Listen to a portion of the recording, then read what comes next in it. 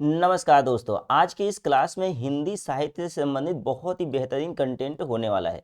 क्योंकि मैंने इसके अंतर्गत उन सभी के सभी लेखक और उनके जीवन से संबंधित जितनी भी प्रकार की कृतियां हैं, चाहे वो आपका रचना हो गया, चाहे काव्य हो गया, उन सभी के सभी पॉइंट को मैं डिटेल्स यहाँ पर डिस्कस किया हूँ। आई होप अगर आप ये पूरा वीडियो देख लेते हैं तो आपके हर एक एग्जाम में 2 से 3 क्वेश्चन श्योर आपका फिक्स हो जाएगा। तो आइए चलते हैं इस पूरे के पूरे शानदार सेशन के तरफ। दोस्त, यहाँ पे मैं जितने भी क्वेश्चन लिया हूँ ये सभी के सभी हिंदी साहित्य से रिलेटेड है और इसमें आपको प्रमुख लेखक और उनकी रचनाओं के बारे में जानने के लिए मिलेगा। तो जो पहला हमारा यहाँ पर लेखक आते हैं उस पहले का नाम क्या है? आचार्य रामचंद्र शुक्ल। यानी जो आचार्य रामचंद्र शुक्ल है ये बहुत इंपॉर्टेंट आपका हिंदी साहित्य के विषय में रोल प्ले करते हैं। तो इसलिए हमने सबसे पहले यहाँ पे नाम आचार्य रामचंद्र शुक्ल जी को लिया है। अगर बात किया जाता है कि इनका नाम क्या है तो आचार्य रामचंद्र शुक्ल, जैसा कि आप नाम देख चुके हैं। जन्म पूछेगा तो जिन इनका जन्म आपका हुआ था वह 4 अक्टूबर 1884 ईस्वी में इनका जन्म हुआ था। और जन्म स्थान की बात बोलेगा तो जन्म स्थान आपका अगोना गांव जो बस्ती उत्तर प्रदेश में आपका स्थित है। और पिता का नाम क्या है? पंडित चंद्रबली शुक्ल जी है। और माता का नाम क्या है? विभासी जी हो जाएंगे। तो इतना तो आपका पॉइंट यहाँ पे हुआ आचार्य रामचंद्र शुक्ल से रिलेटेड। आइए और भी इनसे जुड़े हुए महत्वपूर्ण तथ्यों को हम समझते हैं। इनको कौन सा उपाधि मिला था? तो इनको आचार्य की उपाधि दिया गया था।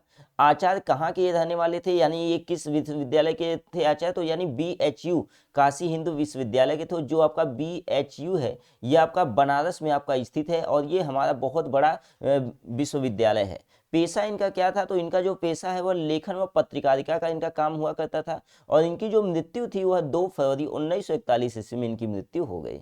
और मृत्यु स्थान कहाँ पे था? तो मृत्यु स्थान भी इनका वाराणसी उत्तर प्रदेश में इनका मृत्यु हुआ था। और इसका मृत्यु का कारण यदि आपसे पूछा जा सकता है कि बताइए जो आचार्य रामचंद्र शुक्ल जी हैं उनके मृत्यु का कारण क्या था? तो उनके मृत्यु का कारण हृदय की गति रुकने से हो गया था, यानी हार्ट अटैक की वजह से हुआ था।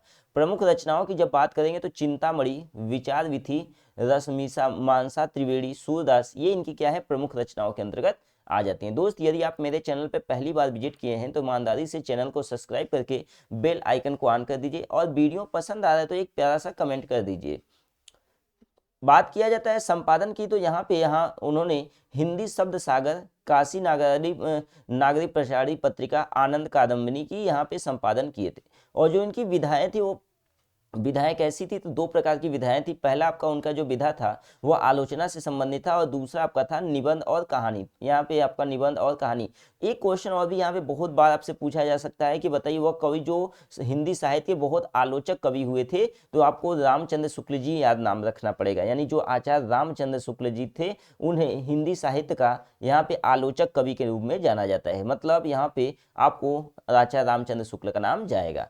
अगर वही बोला जाता है कि बताइए आचार्य रामचंद्र शुक्ल का भाषा शैली कैसा था, तो उनकी जो भाषा शैली थी वो संस्कृत निष्ठ थी, शुद्ध एवं परिमार्जित खड़ी बोली उनका हुआ करता था। और शैली कैसी थी? तो हास्य व्यंग प्रधान शैली में यह रचना हुआ करता था। इतना सारी चीजें ये जुड़ा हुआ है किससे दोस्त? यह जुड़ा हुआ है आपका आचार्य रामचंद्र शुक्ल से जुड़ा हुआ है। दोस्त, यदि आप इसका PDF पाना चाहते हैं तो एग्जाम करके ऑफिशियल टेलीग्राम चैनल से आप जुड़िए। वहां पे मैं पूरा का पूरा PDF फ्री ऑफ कास्ट भेज देता हूं, जहां से आप डाउनलोड करके अपनी तैयारी को और भी बेहतरीन कर सकते हैं।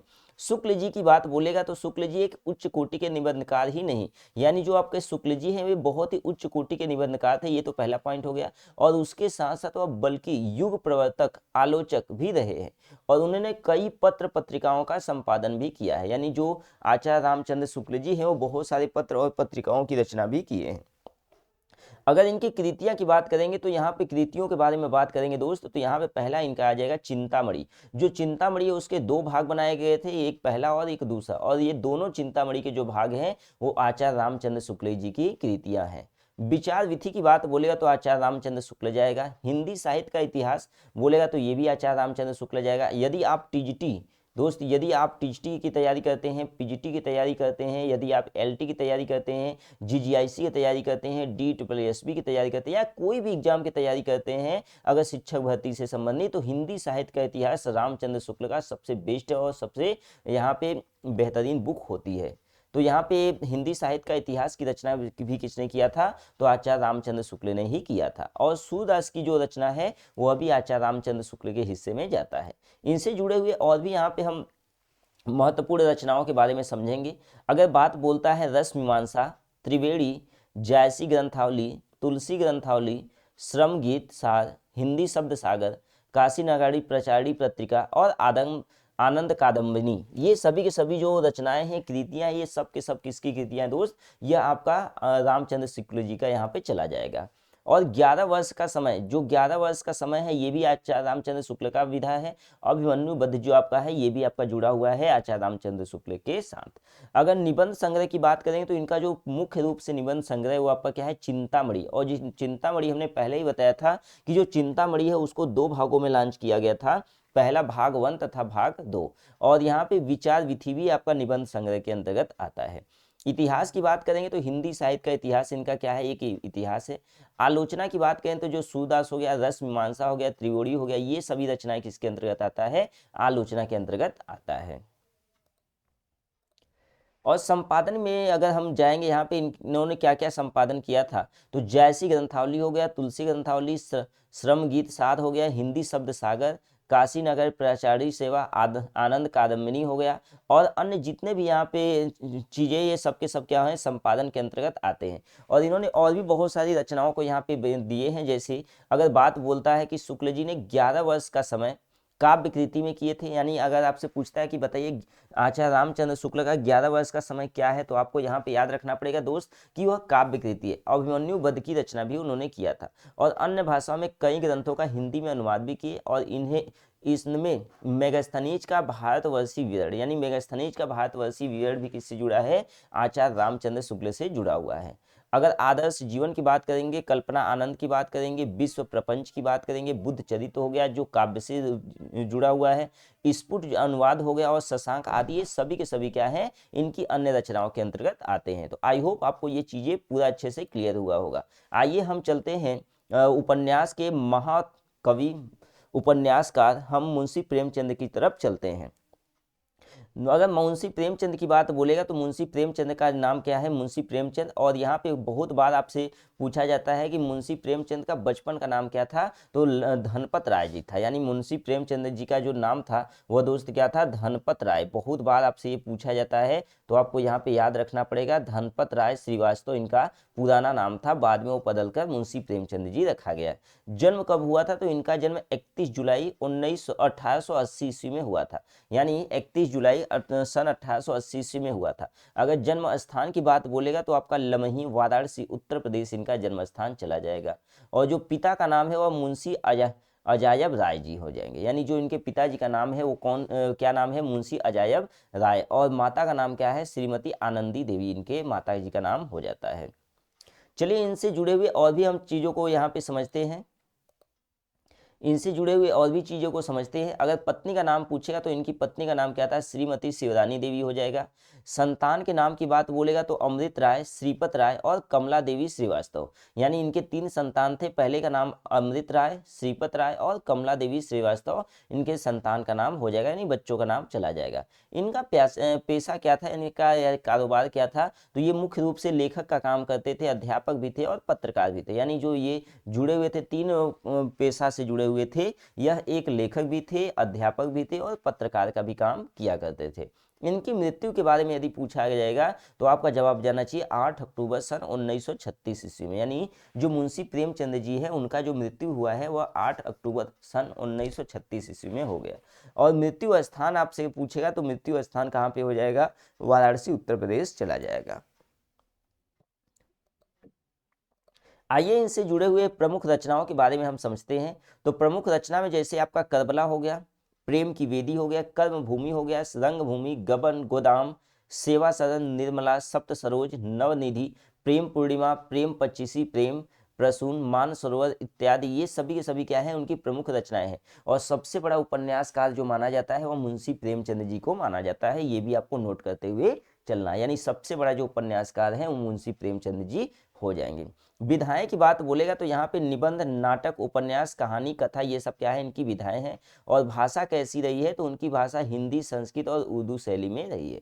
यानी भाषा इनकी कैसी हो गई दोस्त? तो हिंदी, संस्कृत और उर्दू शैली में हो गई।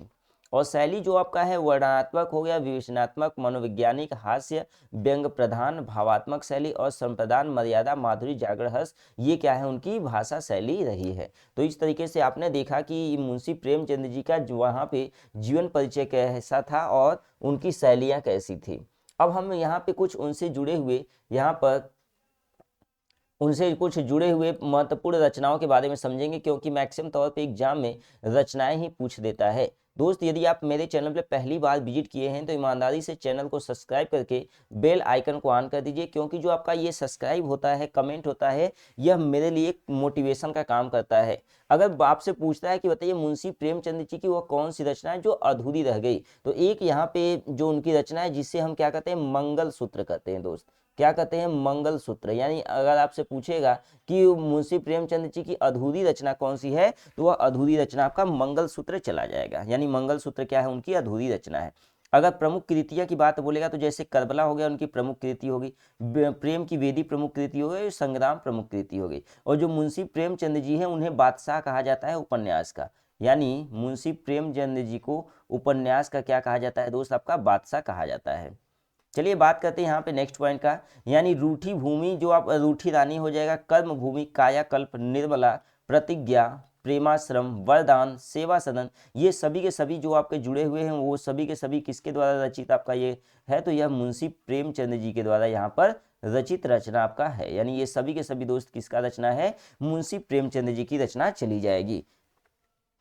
इन सभी पॉइंट को आपको नोट करते हुए चलना है। नेक्स्ट पॉइंट की बात करते हैं। नेक्स्ट पॉइंट जो आपका यहाँ पर दिया हुआ है वो आपका जुड़ा हुआ है किससे दोस्त, आपका यह आपका रचना से ही जुड़ा हुआ है। अगर आपसे बोल देता है कि बताइए रंगभूमि किसकी रचना है, तो मुंशी प्रेमचंद जी आएगा। गबन किसकी रचना है, प्रेमचंद जी। गोदाम हो गया, मंगलसूत्र हो गया, सप्त सरोज, नवनिधि, प्रेम पूर्णिमा, प्रेम पच्चीसी, ये सभी के सभी जो रचना है यह मुंशी प्रेमचंद जी की रचना हो जाती है। और भी यहाँ पे बहुत सारी रचनाएं हैं, जैसे यहाँ पे प्रेम प्रसूत, प्रेम प्रतिमा, प्रेम गंगा, प्रेम चतुर्थी, प्रेम द्वादशी, समर यात्रा, मानसरोवर, गल्परत्न।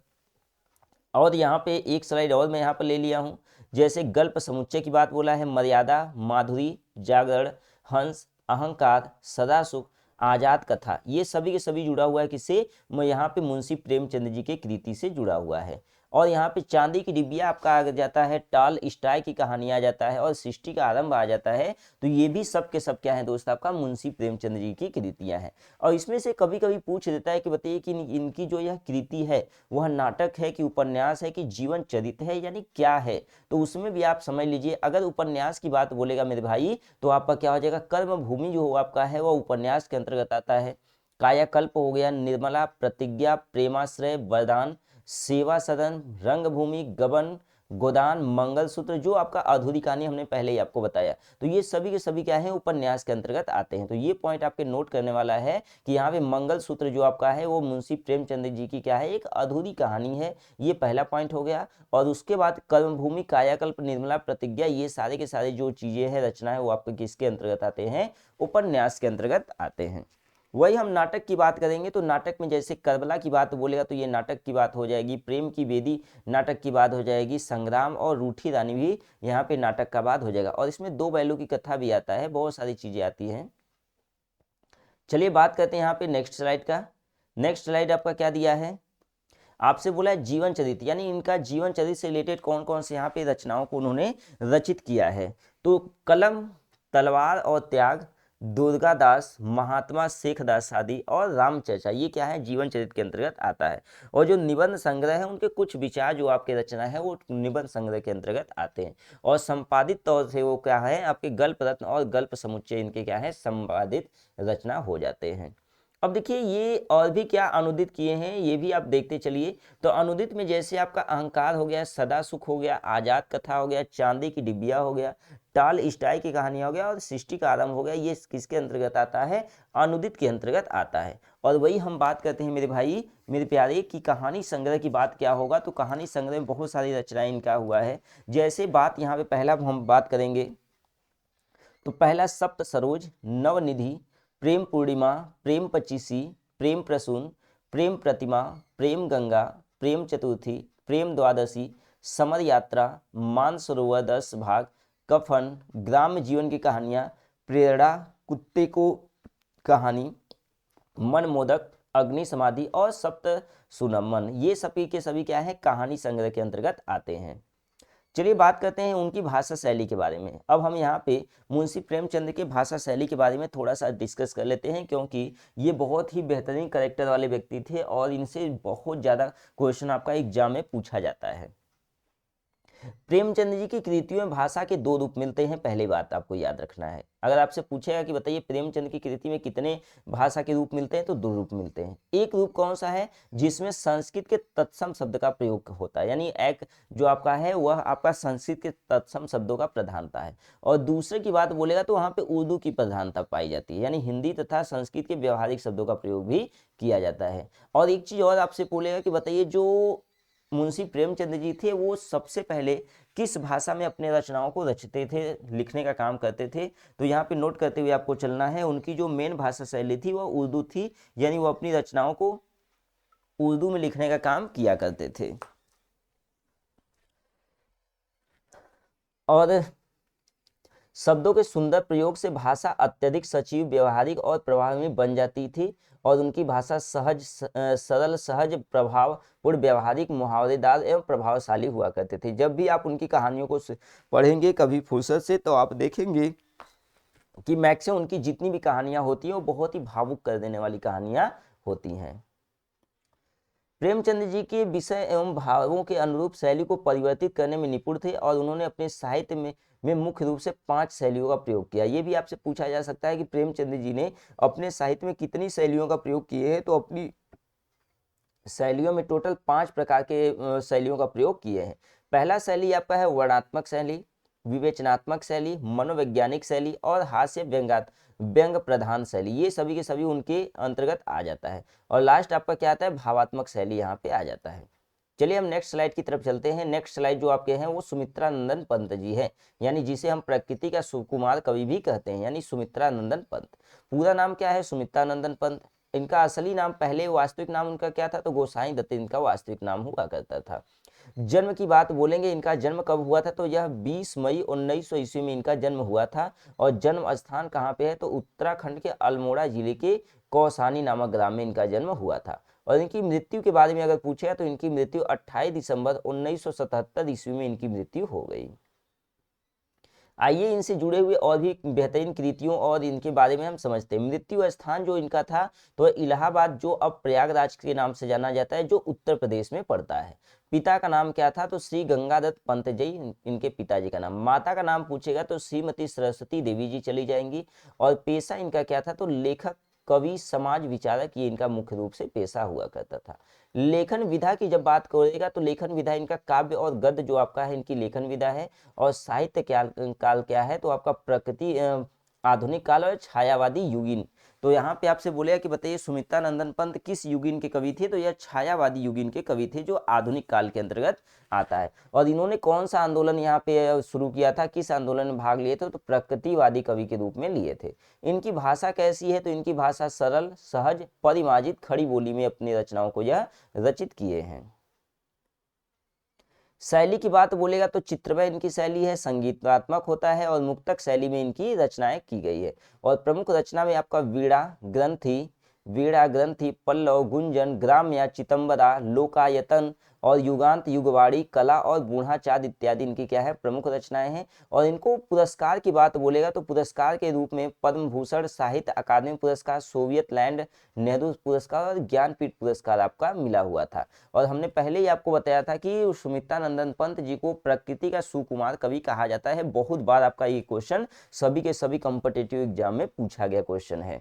यानी साहित्य में स्थान की जब बात करेंगे तो छायावादी के आधार के स्तंभ जो किस नाम से फेमस है, प्रकृति के सुकुमार कवि के नाम से फेमस है। और इन्हें आध्यात्म प्रधान कविता के कवि के रूप में भी माना जाता है। और इनका हिंदी साहित्य में महत्वपूर्ण योगदान भी माना जाता है। अब इन्हें क्या क्या पुरस्कार मिला, आइए इसके बारे में हम इसको डिस्कस कर लेते हैं, क्योंकि मैक्सिमम आपका पुरस्कार से संबंधित क्वेश्चन 1 से 2 क्वेश्चन आपका पूछ ही लेता है, तो पुरस्कार के बारे में भी हम समझ लेते हैं। यानी सन 1950 में Pant ji all India radio के परमादाता पर नियुक्त हुए और सन 1957 ईस्वी तक इन्होंने संबद्ध रहे। और इन्हें कला और बूढ़ा चांद नामक काव्य ग्रंथ, यानी इन्हें क्या क्या क्या मिला दोस्त आपका, कला और बूढ़ा चांद ग्रंथ के लिए साहित्य अकादमी पुरस्कार मिला था। तो आपसे ये भी क्वेश्चन पूछा जा सकता है कि सुमित्रा नंदन पंत जी को साहित्य अकादमी पुरस्कार किसके लिए मिला है, तो कला और बूढ़ा चांद की रचना के लिए मिला है। और लोकायतन पर सोवियत भूमि नेहरू पुरस्कार भी इनको मिला था। और चिदम्बरा के लिए, चिदम्बरा पर यानी चिदम्बरा पर उन्हें कौन सा पुरस्कार मिला, ज्ञानपीठ पुरस्कार का यहाँ पे मिला था। ये भी नोट करने वाली पॉइंट है कि बताइए कि सुमित्रा नंदन पंत को ज्ञानपीठ पुरस्कार मिला था तो किस रचना के लिए मिला था, तो चिदम्बरा के लिए मिला था। और भारत सरकार ने पंत जी को पद्म भूषण की उपाधि भी दिए थे, यानी उन्हें पद्म भूषण भी से सम्मानित किया गया था। साहित्य में स्थान की बात करेंगे तो यहाँ पे छायावाद के आधार के स्तंभ, जिसे हम प्रकृति का सुकुमार कवि कहते हैं, और ये अपना साहित्य में बहुत ही महत्वपूर्ण यहाँ पे भूमिका निभाते हैं। और इनका जो चतुरचित्रे पंत जी ने खड़ी बोली और ब्रज भाषा जैसा माधुर्य एवं सरसता प्रदान किए और महत्वपूर्ण कार्य भी किए हैं। तो इनकी जो शैली थी वो कुशल शैली के वो रचनाकार थे, और ये ब्रज भाषा और खड़ी बोली में अपनी रचनाओं को किए थे। आइए और इनसे जुड़े हुए और भी हम बात समझते हैं। निष्कर्ष के रूप में आप कहा जा सकता है कि पंत जी हिंदी के श्रृंगार कवि हैं, यानी जो पंत जी हैं वो हिंदी कविता के क्या है, श्रृंगार कवि के नाम से भी जाने जाते हैं। और इन्हें पाकर हमारा जो भारत है वो क्या हो गया, धन्य हो चुका है, कृतज्ञ हो चुका है। तो इस तरीके से ही सुमित्रा नंदन पंत जी हमारे हिंदी साहित्य से रिलेटेड बहुत ही अहम रोल प्ले करते हैं। आइए नेक्स्ट स्लाइड की तरफ चलते हैं, जो आपका महादेवी वर्मा जी से रिलेटेड है। दोस्त यदि आपको इसका PDF चाहिए तो आप एग्जाम क्रैक की ऑफिशियल टेलीग्राम चैनल पर कनेक्ट करिए और वहां से पूरा का पूरा PDF फ्री ऑफ कास्ट वहां पे आप पा सकते हैं। चलिए महादेवी वर्मा की बात हम जब करते हैं तो इनका नाम क्या हो गया, महादेवी वर्मा जी हो गया। जन्म कब हुआ था, तो आपका यहाँ पे 1907 ईस्वी में इनका जन्म हुआ था। जन्म स्थान कहाँ पे है, फर्रुखाबाद में है। और इनकी मृत्यु कब हो गई, तो इनकी मृत्यु 11 सितंबर 1987 ईस्वी में इनकी मृत्यु हुई थी। पिता का नाम बोलेगा तो श्री गोविंद सहाय वर्मा जी इनके पिता का नाम चला जाएगा, यानी इनके पिताजी का नाम क्या हो जाएगा दोस्त, तो श्री गोविंद सहाय वर्मा इनके पिताजी का नाम हो जाएगा। माता का नाम क्या होगा, तो श्रीमती हेमरानी इनके माता जी का नाम होगा। प्रारंभिक शिक्षा कब कहाँ से हुआ है, तो इंदौर से इनकी प्रारंभिक शिक्षा हुआ है। और उच्च शिक्षा की बात बोलेगा तो उच्च शिक्षा प्रयागराज इलाहाबाद से हुआ है। उपलब्धियों की बात बोलेगा तो बहुत बेहतरीन क्वेश्चन आपसे पूछा जाता है कि इनकी क्या क्या उपलब्धियां हैं। तो महिला विद्यापीठ की प्राचार्य पद्म भूषण पुरस्कार, शेषकरिया तथा मंगला प्रसाद पुरस्कार, भरत भारती पुरस्कार तथा ज्ञानपीठ, भारती ज्ञानपीठ पुरस्कार, ये सब किसको दिया गया है, तो महादेवी वर्मा जी को दिया गया, यानी महादेवी वर्मा जी को ये सभी पुरस्कार से नवाजा गया है। तो बहुत बार आपसे ये पूछता है कि बताइए भरत भारती पुरस्कार किसको दिया गया है, तो भरत भारती पुरस्कार दोस्त यहाँ पे महादेवी वर्मा जी को दिया गया है। कृतियों की बात बोलेगा तो निहार, रश्मि, नीरजा, सांदगीत, दीपशिखा, ये इनकी बहुत महत्वपूर्ण कृतियां हैं। याद आपको यहाँ पे नोट करते चलना है। जो निहार हो गया, रश्मि रथी हो गया, नीरजा, सांदगीत, दीपशिखा, ये सभी के सभी क्या हैं, महादेवी वर्मा की कृतियों के अंतर्गत आते हैं। साहित्य में योगदान की बात बोलेगा तो साहित्य में योगदान क्या क्या है, तो साहित्य में अलंकार, विधान, छायावती, कवित्ती के रूप में गीतात्मक भावपरक शैली का प्रयोग महादेवी के वर्मा जी का ही देन है। साहित्यिक परिचय की जब बात करेंगे तो महादेवी जी साहित्य और संगीत के अतिरिक्त चित्रकला में रुचि भी रखती थी। और सर्वप्रथम इनकी रचनाएं क्या था, तो चांद नामक पत्रिका में प्रकाशित हुआ था, यानी जो इनकी सर्वप्रथम रचना थी वह चांद नामक पत्रिका में प्रकाशित हुआ था। और ये चांद पत्रिका की संपादिका भी रही हैं। अभी इस पत्रिका में संपादित हुआ तो इसी की ये संपादिका भी रही हैं।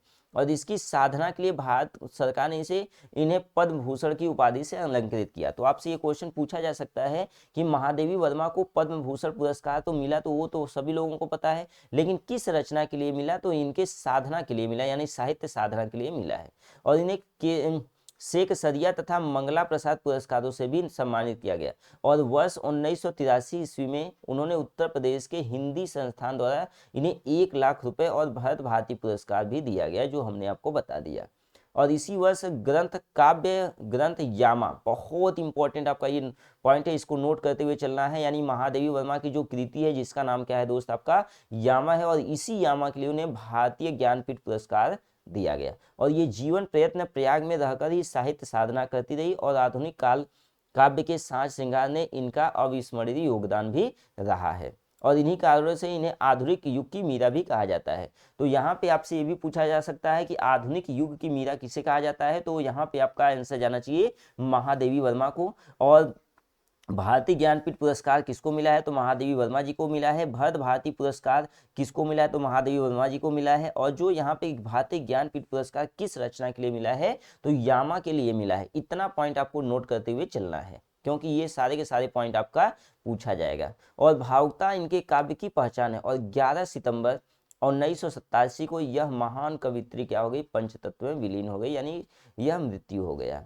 निहार की बात बोलेगा तो निहार में इनसे जुड़े हुए बहुत ही महत्वपूर्ण तथ्य सामने निकल कर आते हैं। यानी यह महादेवी जी का प्रथम काव्य संग्रह, ये तो पहला पॉइंट हो गया। और इनके इस काव्य 47 भावात्मक गीत संकलित है। तो आपसे पूछेगा बताइए निहार में टोटल कितने काव्य गीत संकलित हैं? तो यहाँ पे 47 भावात्मक गीत संकलित है। और वेदना का स्वर मुखर है, यानी जो इसमें वेदना का स्वर वो क्या है? मुखर है। रश्मि की बात बोलेंगे तो इस काव्य में संग्रह में आत्मा परमात्मा के मधुर संबंधों पर आधारित कितने यहाँ पे काव्य सम्मिलित है? तो 25 कविताएं संकलित की गई हैं। नीरजा की बात बोलेंगे तो नीरजा में टोटल 58 गीत संकलित किए गए हैं, जिनमें अधिकांश विरह वेदना से परिपूर्ण है। और कुछ गीतों में प्रकृति का मनोरम चित्र भी दर्शाया गया है। और सांद गीत में टोटल कितने गीतों की संख्या है? तो आपका 58 गीतों की संख्या है। और इसमें परमात्मा से मिलन का चित्रण किया गया है। तो आपसे बोलेगा कि बताइए जो सांद गीत है उसमें किसका चित्रण किया गया है? तो आपका जवाब जाना चाहिए क्या? परमात्मा से मिलन का चित्रण किया गया है। अब बात करते हैं यहाँ पे दीप शिखा का। अब हम बात करते हैं किसका? दीप शिखा का। यानी इसमें रहस्य भावना प्रद 51 गीतों का संग्रहित किया गया। यानी इसमें टोटल कितने गीत संग्रहित किए गए हैं? तो 51 गीत यहाँ पे संग्रहित किए गए हैं। चलिए टोटल कितने गीत दोस्त यहाँ पे संग्रहित किए गए हैं? तो टोटल 51 गीत यहाँ पे संग्रहित किए गए हैं। और अन्य रचनाएं में जैसे आ जाता है अतीत के चलचित्र हो गया, स्मृति रेखाएं, श्रृंखला की कड़ियां, पथ के साथी, सरदार साहित्यकार की आस्था तथा अन्य निबंध, संकल्पिता, मेरा परिवार, ये सभी के सभी क्या है? उनकी अन्य रचनाओं के अंतर्गत आता है। ये दोस्त क्या है? सभी के सभी अन्य रचनाओं के अंतर्गत आता है। दोस्त नेक्स्ट स्लाइड बढ़ने से पहले ईमानदारी से अगर आप मेरे चैनल पे पहली बार विजिट किए हैं तो चैनल को सब्सक्राइब करके बेल आइकन को ऑन कर दीजिए, क्योंकि जो आपका ये सब्सक्राइब होता है यह मेरे लिए मोटिवेशन का काम करता है। और इसका पीडीएफ चाहिए तो आप कमेंट बॉक्स में पीडीएफ लिखिए, मैं वहाँ पे टेलीग्राम का लिंक दे दूंगा, आप वहाँ से इसको कनेक्ट डाउनलोड करके अपनी पढ़ाई को और भी बेहतरीन कर सकते हैं।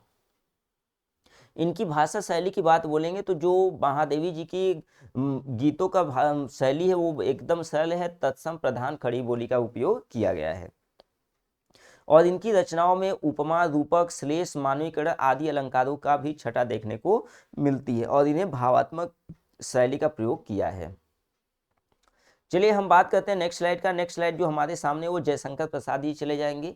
जयशंकर प्रसाद के बारे में आइए हम समझते हैं। ये भी बहुत बेहतरीन रोल प्ले करते हैं हमारे हिंदी साहित्य में। तो जयशंकर प्रसाद जी का नाम तो जयशंकर प्रसाद हैया है। इनका जन्म कहाँ कब हुआ था? तो 30 जनवरी 1889 ईस्वी में जन्म हुआ था। जन्म स्थान कहाँ पे है? तो वाराणसी उत्तर प्रदेश में है। और पिता का नाम क्या था? तो बाबू देवी प्रसाद इनके पिताजी का नाम था। और माता जी का नाम क्या था? तो मुन्नी देवी इनके माता जी का नाम था। पेशा इनका क्या था? तो इनका पेशा लेखन था, यानी वो लेखक का काम करते थे। और इनकी मृत्यु कब हुई थी? तो 15 नवंबर 1937 ईस्वी में इनकी मृत्यु हो गई। और मृत्यु स्थान पूछेगा तो वाराणसी उत्तर प्रदेश, इस क्वेश्चन का राइट आंसर चला जाएगा। और मृत्यु का कारण क्या था? तो क्षय रोग से वो ग्रसित हो गए थे, जिनकी उनकी क्या हो गई? मृत्यु हो गई। और इन्होंने इतने कम उम्र में बहुत सारी रचनाएं लिखी, जैसे विशाख, राजश्री, छाया, इंद्रजाल, कमायनी, झरना, लहर, आंसू, कंकाल, तितली, ये क्या है? उनकी प्रमुख रचनाएं हैं जयशंकर प्रसाद जी की। तो यहाँ पे जो आपका कमायनी है ये बहुत इंपॉर्टेंट रचना है, कमायनी हो गया। और यहाँ पे जो झरना हो गया ये बहुत ज्यादा आपसे एग्जाम में पूछता है कि ये किसकी रचना है। तो आपका राइट जवाब जयशंकर प्रसाद जी चला जाना चाहिए। उनकी कृतियों के बारे में हम डिस्कस करेंगे तो चंद्रगुप्त, स्कंदगुप्त, अजातशत्रु, ध्रुव स्वामिनी, विशाख, राजश्री क्या है? उनकी प्रमुख कृतियां हैं। और भी उनकी कृतियों के बारे में डिस्कस करेंगे तो कामना, जनमेजय का नागयज्ञ, करुणालय, एक घूंट, सज्जन, प्रायश्चित, प्रतिध्वनि, छाया, ये क्या है? उनकी प्रमुख रूप से कृतियां हैं। और इनसे जुड़े हुए और भी बहुत सारी कृतियां हैं, जैसे आपका यहाँ पे हो गया इंद्रजाल, यानी क्या हो गया दोस्त? इंद्रजाल, आकाशदीप, आंधी, कमायनी हो गया, झरना हो गया, लहर हो गया, आंसू हो गया, महाराणा का महत्व हो गया, ये सभी जुड़ा हुआ है जयशंकर प्रसाद से जुड़ा हुआ है। आइए इनसे जुड़े हुए और भी कुछ चीज़ों को, कुछ तथ्यों को हम समझ लेते हैं। अगर कानन कुसुम की बात बोलता है, कंकाल की बात बोलता है, तितली की बात बोलता है, इरावती जो अपूर्व है, और काव्य कला जो आपका है, ये सभी की सभी कृतियां किसका है? जयशंकर प्रसाद जी का है। तो एक पॉइंट यहाँ पर भी निकल के आता है कि जो जयशंकर प्रसाद की वो कौन सी कृति है जो अपूर्ण है, पूरा नहीं हुआ है, तो इरावती इनकी अपूर्ण है। ये विधाएं यानी कौन कौन से ये विधाएं रचित किए हैं? तो ये नाटक, कहानी, उपन्यास और काव्य की रचनाएं किए हैं। उनकी भाषा कैसी थी? तो शुद्ध सरल साहित्य एवं संस्कृत निष्ठ खड़ी बोली में इन्होंने अपनी रचना को किए हैं। आइए इनसे जुड़े हुए और भी बहुत सारी चीजों को हम समझते हैं। यानी वर्णात्मक, अलंकारिक, भावनात्मक, चित्रात्मक एवं विचारात्मक शैली है, और ये कामायनी जैसे विश्व स्तरीय महाकाव्य की रचना किए हैं। और प्रसाद जी ने हिंदी साहित्य को अमर कर दिया। यानी इनकी जो सबसे पॉपुलर, सबसे फेमस जो रचना है वो कामायनी रचना है। और कहानी और उपन्यास के क्षेत्र में भी उन्होंने कई अद्वितीय रचनाओं को भी सृजित किया है, जिसमें आपका अतीतकालीन गौरव आदि पर आधारित चंद्रगुप्त, स्कंदगुप्त और ध्रुव स्वामी जैसे प्रसाद द्वारा रचित बहुत ही उच्च स्तरीय का यहाँ पे रचना हो गया था। काव्य की बात बोलेंगे तो काव्य में जैसे आंसू, कमायनी, चित्रधार, लहर और झरना क्या है? उनका मुख्य रूप से काव्य है। कहानी की बात बोलेंगे तो आंधी, इंद्रजाल, छाया, प्रतिध्वनि आदि क्या है? कहानी है। बहुत बार आपसे बोलेगा कि बताइए जयशंकर प्रसाद की जो कमानी वो क्या है? कहानी है कि उपन्यास है कि काव्य है कि नाटक है? तो आपका जवाब क्या जाना चाहिए दोस्त? आपका काव्य जाना चाहिए। तो उपन्यास की बात बोलेंगे तो उपन्यास में जैसे तितली हो गया, कंकाल हो गया, इरावती हो गया, ये क्या है? उनका उपन्यास के अंतर्गत आता है। नेक्स्ट आपका है नाटक की बात बोलेंगे तो सज्जन, कल्याणी, परिणय, चंद्रगुप्त, स्कंदगुप्त, अजातशत्रु, प्रायश्चित, जनमेजय का नागयज्ञ, विशाखा, ध्रुव स्वामिनी आदि इनकी क्या है? नाटक है। और निबंध इनका किस में हुआ है? तो काव्य कला एवं अन्य निबंध में हुआ है। चलिए बात करते हैं नेक्स्ट स्लाइड का, और ये आज की क्लास का अंतिम स्लाइड है। और इसके बाद भी बहुत सारे कंटेंट है जिसको मैं नेक्स्ट वीडियो में समाहित करने का प्रयास करूँगा। चित्रात्मक, भावनात्मक, अनुसंधानात्मक तथा इतिवृत्तात्मक शैली का प्रयोग किया गया है। और हिंदी में साहित्य की स्थान की बात बोलेगा तो युग प्रवर्तक साहित्यकार जयशंकर प्रसाद ने गद्य और काव्य दोनों ही विधाओं में रचना करके हिंदी साहित्य को अत्यंत समृद्ध किए। और कामायनी महाकाव्य उनकी कालजयी कृति जो आधुनिक काल की सर्वश्रेष्ठ रचना कही जा सकती है। तो दोस्त आज के लिए बस इतना ही। आज का ये पूरा वीडियो आपको कैसा लगा कमेंट करके जरूर जवाब दीजिए, और अच्छा लगा तो चैनल को सब्सक्राइब करके बेल आइकन को ऑन कर दीजिएगा, क्योंकि जितने भी ये पॉइंट था ये आपके एग्जाम के पॉइंट ऑफ व्यू से बेहद इंपॉर्टेंट आपका था। तो दोस्त मिलते हैं नेक्स्ट क्लास में, तब तक के लिए धन्यवाद। और इसका पीडीएफ चाहिए तो एग्जाम क्रैक का ऑफिशियल टेलीग्राम से आप यहाँ पे कनेक्ट होइए, वहाँ पे पूरा का पूरा पीडीएफ फ्री ऑफ कॉस्ट आपको मिल जाएगा। तो आज के लिए बस इतना ही। Thank you.